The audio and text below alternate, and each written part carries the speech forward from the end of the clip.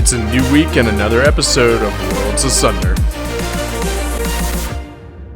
We've read about far-off lands and adventures of heroes, but how do we elicit those feelings of excitement, tension, and wonder in others? Creating new worlds in any genre might seem like a daunting task, but you don't have to reinvent the wheel for every story. Welcome, weary writers, to the Book Career Network of podcasts. My co-host is David Shadowing, better known as Shady.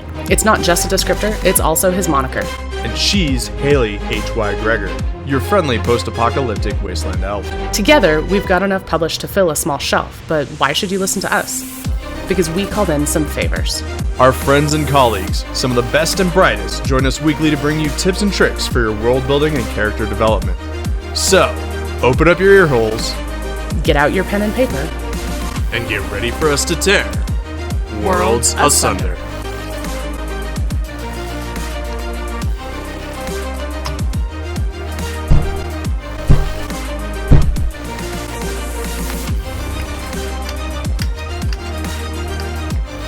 What's up, guys? Welcome back to Worlds Asunder.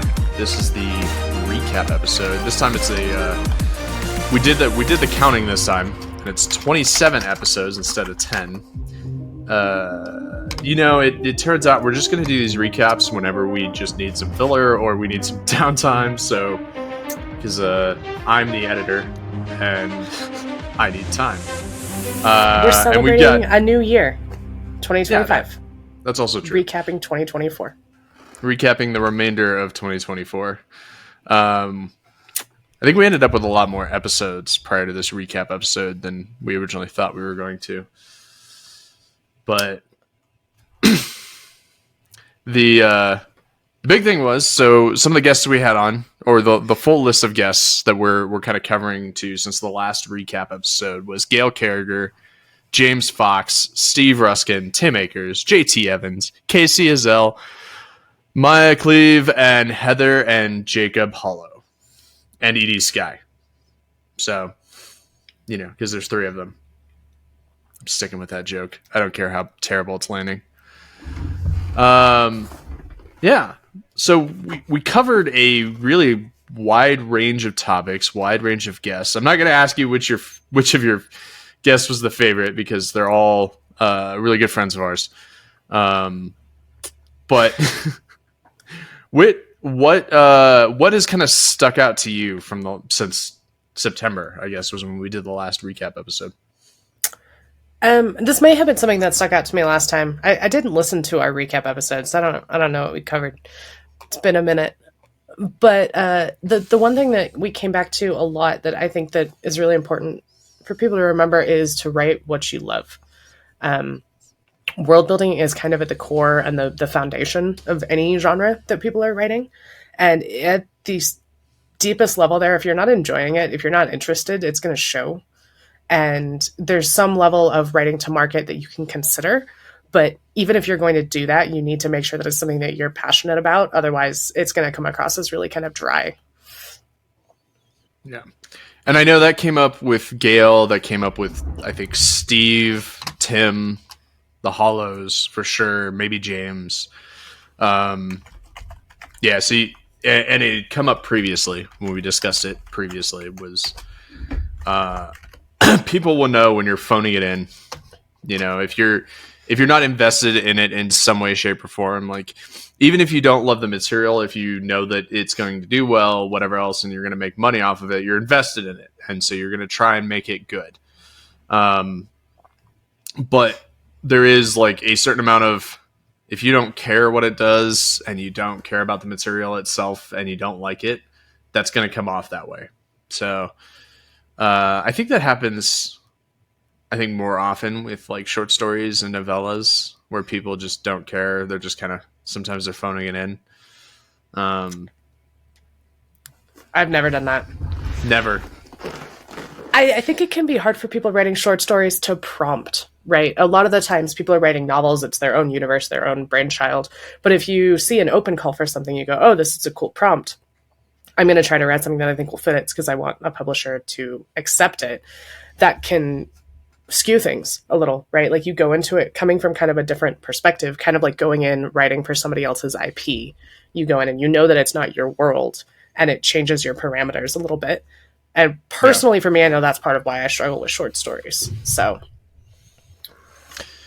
yeah, and I am a big fan of, like, I'm not gonna, like, I joke that I'm a mercenary writer, where if people come and ask me for something, I will probably write it.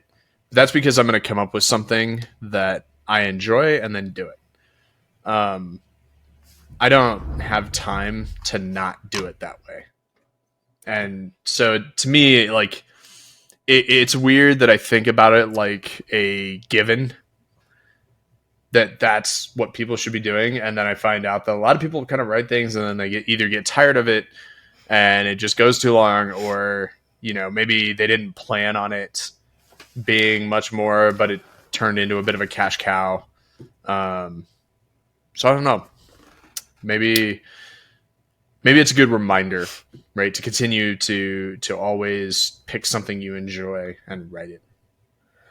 It's interesting. There's one thing that we haven't talked about a lot that you almost touched on just now. We talk a lot about world builder syndrome and like don't get too deep into the details or into the murkiness until you're just world building and you're not actually writing your story. But shiny new project syndrome, right? We know a lot of people that have that, where you perpetually are not finishing things because you have a new idea and it's so distracting and exciting. You're super enthusiastic about it that you go off and chase that, and then you don't finish the novel or the short, whatever it was that you were working on. And that's because potentially you're getting bored with what you are in the middle of. And so I think that making sure that you establish the grounds for the things that you're passionate about can help you prevent that. And if you want to be a career author, you want to, publish an existing series for a long time or make money doing this, have people get eyes on your work, you have to be able to, work on something sustainably. Yeah. And that's not to say either that, like, if you need a break from a project because it's just eating you, and you need to work on something else for a little bit, and then you eventually return to it, that's fine, right? Like, that's not what we're saying is bad, but there is something to be said for, like, if you get, one could argue that George R.R. Martin has this a little bit, right? That he was writing a really good series, but he was getting tired of it. At least I thought it was a good series, right? There are several people out there who are going to tell you it's not. That's their opinion. They are entitled to it. They're entitled to their wrongness. No, it's, he's not for everybody, but at the same time, right? Then the show spun up, and then they asked him to help write some stuff for different video games. And so he kind of has that a little bit. I would say that he probably also, we can speculate why he hasn't finished the series, but of the evidence that is there, the preponderance of the evidence shows that he was just interested in other things and moved on. So this is starting to lean into the Hollow episode where we said we're not going to talk about anything controversial, and then we yelled about Star Wars for 20 minutes. So we're not going to talk about anything controversial. But George R.R. Martin.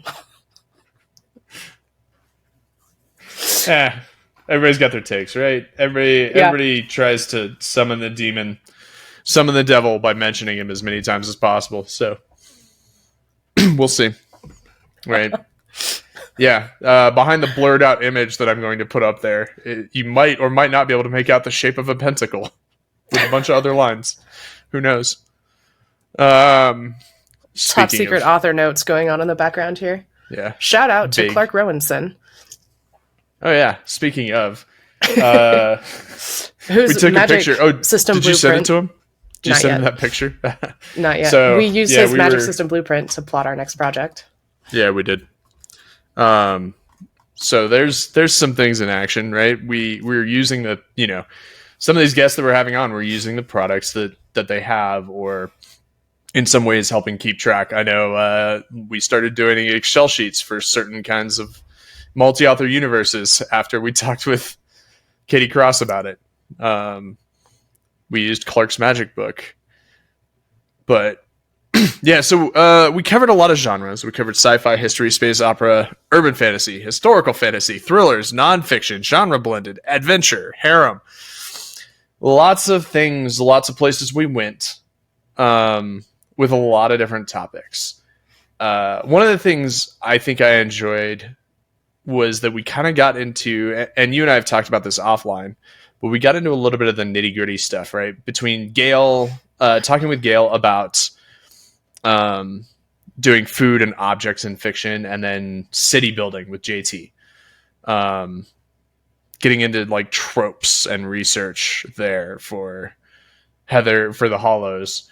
A little bit of character building with Casey. We got into more of the details and stopped focusing on genre specific stuff so much, you know, where we were just talking in broad swaths. And I think from now on too, we're also going to get more nitty gritty things. What to you of, you know, what back in our 27 episodes, 14 guests, did you find kind of, you know, something that progressed your writing a little bit, and what are you looking forward to with some of the guests that we have upcoming? So for me personally, I mean, that's one of the great things about doing this, right? We say it in our intro, like, who the hell are we to teach people about world building, right? Like, Shady and I are both published. You know, we're very fortunate to know a lot of other much better established authors than we are. And being able to have such a wide variety of guests on means that I get to learn stuff every week, which is, you know, at least half the point. But so for me, I really enjoyed Steve Ruskin's episode when he was talking about research and different methods to make things work. His books have puzzles and ciphers in them. And we had asked him, you know, what's the best way to make those pieces fall together in the right way when you're trying to set up mysteries that are really elaborate? And he told us the Village Idiot story. If you guys didn't listen to that episode, I can't remember if it's episode 1 or episode 2 of Steve Ruskin. Go listen. He has some really great advice. It's called The Village Idiot's Approach to Writing. And that is a great way to help build your story backwards, that I think is incredibly useful. So that's one that I've used very recently. It's the end of part 1 of Steve's episode. Of Steve's episodes, yeah. And I'll, at this point, Shady's notes will flash up on the screen with the episode number. In both our episode number, probably more likely the Book Career Network episode number, and where you can go find it. So, yeah, no, that was a really good one. And I know, like, we've kind of joked with him a little bit afterward, but we've kind of been doing that to some degree with different things where we're like, yep, we're just going to throw this dart and then we'll paint the target and do that. But one of the things I enjoyed was talking with Gail about like taking everyday objects and making a story around them, right? And they didn't have to be that important, but it's something that I saw in a little bit of outlining stuff. Is it's almost like setting up a Q factor, giving this object some sort of import or some sort of like particular story, and the object doesn't have to come back into play for the finale, but having that kind of like side story of how an object moves through the world and what its import is, if it has any importance, right? Maybe it's just a throwaway line. I really enjoy that, and I am a huge fan of the food thing, which came back up with the Hollows as well. I love trying to make people hungry, describing smells and tastes. So I really enjoyed getting to talk a little bit about that, the different kinds of ways we can do it. And then the Hollows even took it a step further and talked about how they use it to market now. So, which we should absolutely start doing. Custom cocktails for all your characters. Yes, please. Well, that was funny. So I did go to a readers group, not too far in the distant past here, but they asked me to come along because they had read Companion to Ghosts, and they were asking me for like a custom cocktail list, like what kind of cocktails would my main character drink, villain drink, whatever else. And I only had one, and it was for the main character. but I came up with some others and started looking around, and it was kind of a unique way to view characters, right? Compare them to the drinks they choose. All right. We didn't know is that we were also going to be giving marketing tips on this podcast, but there it is. Yeah. And if you want to be hungry, go follow Heather Hollow on social media, because she's real good at that. Go look at the savoring. It will make you hungry for barbecue, breakfast foods, and snacks all at the same time. But so we did do one kind of different episode this time around with Maya. We got an editor's take. Was there anything there that surprised you about kind of using World Bibles, or how editors would like to see stories presented? I don't know about surprised, but that may just be because I know Maya, and I listen to her end of things occasionally. I think that understanding that we're geared towards sort of newer authors, people who are trying to start out their careers, looking at basic things like formatting and consistency throughout your manuscript is really important. You guys cannot rely on your editors to do everything. You can't throw a manuscript and say, oh, my editor's going to fix this. It doesn't matter. Because it absolutely does. Because if you want your editor to do a good job, you have to edit first. You have to establish consistency. You have to give them the tools and the information so that they can do what their job is, which is to make the manuscript really shine. And I think that would be my most important takeaway from her episode. And it almost kind of like goes on the opposite end of the spectrum, right? Where we've shown the iceberg of world building meme a couple of times. Not everyone's shown because we haven't put up all the videos yet, but they will come, Nick. The bigger piece though is that you do have to do some of it, right? You don't be so afraid of world building and tracking things and trying to keep track, creating a world Bible early on to make it easier on your editors to help you, right? The easier you make their job, the better they can do the work for you, because the harder you make it on them, the less likely they're going to kind of push to make the product as perfect as it can be or as good as it can be. But that also would, kind of carries over to publishers too. And it's something, and I feel like spoiler alert, one of the upcoming people that we've already done an interview for, Mel Todd, may have touched on that a bit as well. So we're excited, to kind of see that, where you're going to find that it's not just about writing the book. It's also about doing it in an organized way that other people can help you out.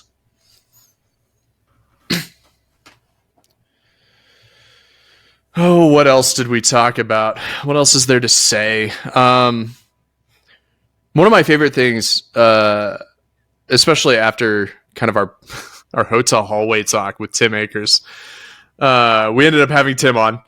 But at LibertyCon, we had a really great talk about kind of genre blending and the view of what publishing looks like now versus what it used to. And I know Gail, we talked a little bit about weird and genre blending with Gail too, right? And she had talked about how she kind of caught a bit of luck in where it worked out for her, and then it just became her selling point, right? But her ultimate advice there was don't. Yeah. Where Tim made a clear point about that. Yeah. And then on the flip side, Tim was like, again, kind of the back to the right, what you love. If you're willing to put in the work for it, do it. Right. I think Gail's advice was really more aimed towards, if you want to get into trad pub, you kind of have to aim for known tropes and known genres. More but if you don't mind, writing to market, which is a lot of what the Hollows talked about too. But if you don't mind doing the extra work and pushing a little harder, then yeah, you could absolutely do the genre blending. You could write in kind of the weird parts of genres. Sorry, I think I cut you off at one point. Did you have something on that? No, you're all good. You actually froze a minute, but you're back now. That's fine. It'll probably look good when we go to pull the tapes, and I have to put the tracks together. We'll see. Riverside, don't fail me now. All right. Yeah, that's one of the things we did. Welcome to the behind the scenes recap. We were using Iris to do recordings. However, Iris, as much as I enjoyed it, as much as it was easy to use, it kept killing my video feed and made it really hard to edit.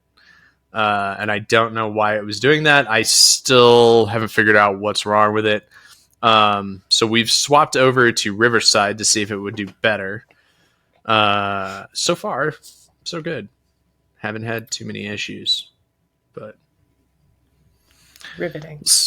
Huh? Riveting. Sorry. The quality content on world building episode. you guys are here for. Yeah. Content on world building for a podcast show. Let me tell you. Yeah. Cool. One of the other things that we touched a lot on was research. Yeah. We did. I think everybody discussed a bit of research, right? Research is important. And, one of the things that Haley and I were talking about in one of our latest projects, one of the shorts that we just did, was how close do we want to get to the original baseline and how much do we just want it to be like influenced by. But still we had to go down and we had to do the research. So that way, if we were going to make references, that kind of thing, or get something similar, we kind of had to know and be close. But that comes up with like the hollows and tropes that came up with Steve. Now granted, we did a little bit of nonfiction with Steve, which I thought was unique. But because he's doing like historical fiction, like that is almost a hard necessary, I would say. So, Haley, what did you, on the terms of research, what do you think is the main focus that our audience should be taking away? Don't overdo it unless you're James Fox. I forgot about that. Yeah. So on the opposite end of the spectrum, we had James Fox, who, when he was working on his Soul Saga series, say that 10 times fast, took, was it physics classes? Yeah. Yeah, he took space physics university courses so that he could write his series. Now, there was a bit of an exception to that because it started out for him as a screenplay, and then he decided that he wanted it to have a novel first. So he spite wrote his first trilogy, which was great. I love that story. I think there are places where it's appropriate for you to really deep dive into research, but you have to pick and choose your battles very carefully. Yeah. Don't get lost down the rabbit holes, right? Yeah. But he also mentioned, much like Steve did, kind of the necessity of knowing people, right? Sometimes It's not enough to just have the internet. It's not enough to just have like AI search functions. You gotta reach out to people, right? And this is where, I like to remind people is that the question never asked, the answer is always no. If you reach out to somebody and be like, hey, I would like this. And I know like for this show, I've reached out to a few people and just been ignored or been told no. And it happens. So there are plenty of guests we want on this show that we haven't gotten yet. But the answer is always no if I never asked, right? They will never come on if I never asked them to.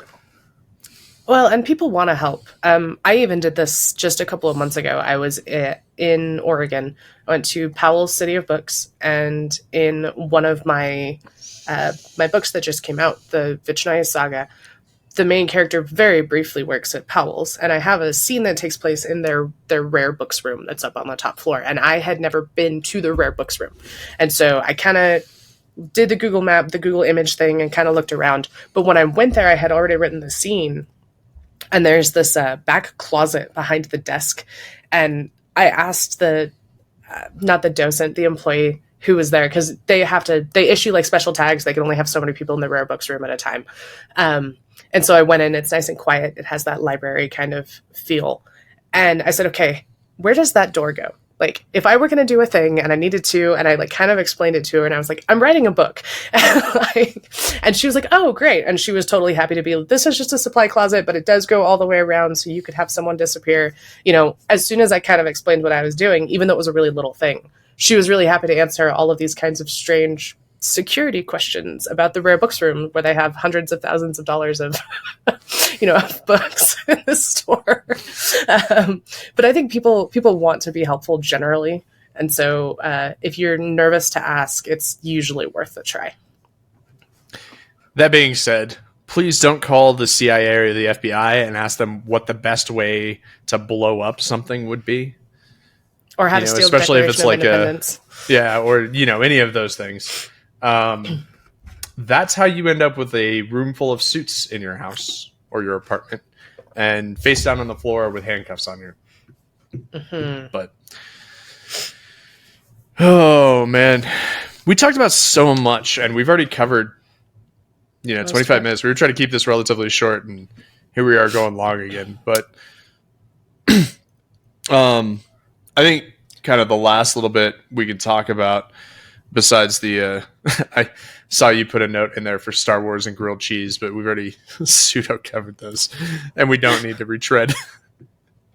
But co-writing, I know Casey and I talked about it a little bit on the episode that she and I did, because we have co-written before. You and I have co-written before, and then we had the Hollows talk about it, and we're looking at doing in the future. We've got some panel episodes similar to what we did with the Hollows, but we're going to bring on a lot more people. So expect those episodes to go a bit longer, to be a lot more content, and to get 5 different people's takes on similar ideas. So, but co-writing is one of those things that like makes world building both harder and easier in some aspects, as Haley's whiteboard can attest to. We've been lucky to have people on who kind of know a bit of it, and then there's some people who've never really had to deal with it, right? And I think everybody's got to find their own flow. Everybody has to find the thing that works for them. I know you and we've decided that alcohol is probably going to have to be involved every time we brainstorm. But, spoiler alert. Spoiler alert. Should be fun. Where authors get their ideas. We could do a whole panel, like a comedy panel, on where did you get the idea from this word? It definitely wasn't on the whiskey bottle that we were drinking at the time. It definitely wasn't a word on the bottle that I was drinking at that minute. I did. Brick, are you just looking around the room saying, picking out objects and telling us you love them? I love lamp. But yeah. All right. So anything else for our audience? Anything you want them to know, to look forward to, or any sort of things you want to rehash? I think that do we not talk about? We talked a lot about research with the city building, I think, is the only other thing. That's another really good, very deep dive episode. And I look forward to doing more of those as we go forward. We are going to try to bring a couple more on. We're going to do a lit RPG episode, which is a hot topic right now. And we're working on getting that interview lined up. I'm really excited about it. So if there are specific topics you guys want us to dig down into, hit us up. We're real easy to find on the internet, and we would love to take requests. So, yeah. And, I say it at the end in the closers a lot, but if you comment on the episodes, right, give us some engagement, we will show up. We'll talk. At the very least, even if I don't respond, I might throw out a like, whatever else, and I'll write it down somewhere. So please, comment wherever you're listening to this podcast, whether it's YouTube. Find us on Facebook. Find us on Instagram. Come follow us. Comment there. We both post about the episodes as often as we can. And check out our authors, right? Like, we are bringing these people on because they really know their stuff, and you can tell when you read what they've written, right? So a lot of their work, like, we really admire the stuff that they're putting out. We're excited to share about them. So if you loved, like, reading about JT's City or listening to JT's City, go pick up Hive Dreams, which I think is the first book in his series. Go check it out and see what it looks like in action, because that's another way to learn. Hive Dreams was book 2. I'm pretty sure it's the Blade Singer series, but I think it's called The Dark Blade is the first one. JT Evans. I don't know. I have them listed somewhere. They're in the show notes for his episodes, so go check them out. They are, for sure. But yeah, you could see all about the city that he built there and hear how it's kind of played up a piece. I know Dark Blessing. Dark Blessings. There you go. Book 1. Dark Blessing is book 1. Hive Dreams was book 2, and his third book just came out. Did. Onyx Gate. Yeah, Onyx Gate. But we really enjoy talking to JT about some of that nitty gritty stuff, and he's really good about getting down into it. And we have a very large mix of how people even like outline stories, right? So that might be. We weren't originally going that direction, but we may end up doing an episode on that. One of the other things that we've talked about is doing an episode on like author welfare and getting into some of the stuff in the real world versus the world building. So you might see this podcast expand out every once in a while, depending on who we bring on and, what we think it's time for. But we've had discussions with previous guests, with some people we haven't had on yet, about different ideas. Like I said, we've got some panel ideas coming up, different ways that we're going to do that. We have a crossover episodes coming up. I don't know if they're going to put it out as one episode, but we will, kind of like what we did with James Fox, but his podcast was not about world building. This one is a crossover episode with another world building podcast, and you'll see that come out sometime in the near future. Yes, we made friends and had a really good conversation about why we like world building so much. So let's be real. Haley made friends and drug me along, and they just happened to put up with me, which was real nice of them. But cool. All right. Without any ado whatsoever, we're just going to end the episode here, unless you have something else you wanted to cover. God forbid I steal your thunder. No, feel free. Steal the thunder. No. Thanks for coming and listening to Worlds Asunder, guys. 27 episodes under our belt. This is number 28. We've had 14 guests, and we have a whole list more. So, moving forward. Yeah. And the world keeps turning, as always. Hey, thanks for stopping by. We'll see you next week, only here on Worlds Asunder.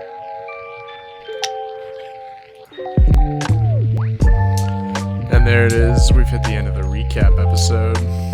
Did things a little differently this week. Didn't have as much of an intro.